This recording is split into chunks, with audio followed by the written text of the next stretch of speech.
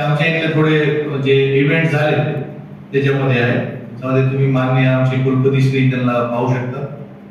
आणि हा programme bank of बडोदाने स्पॉन्सर केला होता.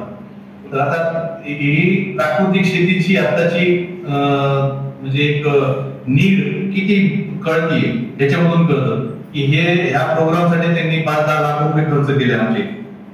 बँकेवाले जर का प्रचारासाठी नॅचरल फार्मिंगचे एवढा खर्च करत असते, बँकवाला रुपया सोडत नाही आपण, तर ते जर 5-5 लाख रुपये 10-10 लाख रुपये जर खर्च करत असेल प्रचारासाठी, तर ह्याची नीड त्यांना सुद्धा कळायला. आणि हे त्यांचे मोठे मोठे डायरेक्टर्स आले होते, हे रिजनल डायरेक्टर आहेत एवढे म्हणजे सौराष्ट्र रिजनचे, तर ते आले होते. त्यांनी आमच्या सरांना गायची प्रतिमा वगैरे दिली आणि खूप त्याच्याबद्दल बोलले की असं आम्ही प्रोत्साहन करत राहतो आणि आमचे कंटिन्यू आता ते जोडलेले आहेत. आणि आमचे सगळ्यात जास्त ग्राहक तर बँकवाले आणि डॉक्टर लोकच आहेत.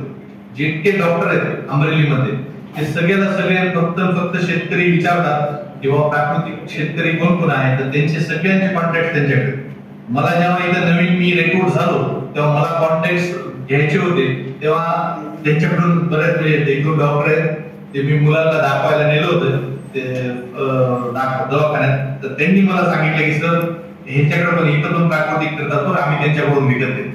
म्हणजे तुम्ही विचार करा की डॉक्टर लोक सुद्धा आता किती हे करतात. हे आपला भूमी सुपोषणचा एक प्रोग्राम आम्ही घेतला होता, त्याचे फोटोज आहेत. आणि हे जे आपण आता उन्हाळ्यामध्ये जे म्हणलं मी आता उन्हाळ्याचा जे मागे फोटो सांगितला की पुढे फोटो येईल त्याचा, ही कंडिशन आहे. तर आता तुम्ही पाहू शकता केमिकल फार्मिंग आणि ह्याच्यामध्ये काय फरक आहे ते मी येणाऱ्या प्रत्येक माणसाला विचारतो की तुम्ही पहा आणि सांगा मला की जे खतं टाकलेली शेती आहे. आता ह्याच्या मागेच आमचा ह्याच्या जस्ट ह्या बिल्डिंगच्या बॅक साईडला केमिकल म्हणजे ऍग्रिकल्चर युनिव्हर्सिटीचा फार्म आहे. तिथं ते केमिकल्स म्हणजे फर्टिलायझर्स वापरून शेती करतात. ते मुगाच्या शेंगा तुम्ही पाहू शकता. 29 एप्रिलचाच फोटो आहे.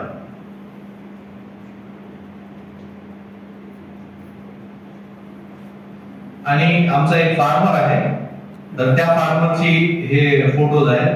तुम्ही बघू शकता सूर्यफुलाचं हे जे आहे हे एखाद्याला वाटेल की 2-4 बियाणं किंवा 2-4 झाडाला बांधून फोटो काढला नाही. हे एकच प्लांट आहे ज्याच्यामधून एवढे सूर्यमुखी निघाले. आता हे शेतकऱ्यांनी सीड कुठून आणलं होतं, त्यांच्याकडे बऱ्याच दिवसाचं सीड होतं, त्यालाही माहित नाही की त्यांनी सीड कुठून आणलं होतं. पण आम्ही हे सीड आता घेतलंय आणि हे टेस्टिंग मिळतं. इथं मूळ तर म्हणजे जे ऍग्रिकल्चर युनिव्हर्सिटी पेक्षा आम्ही कसे वेगळे आहे, तर हे एवढंच आहे.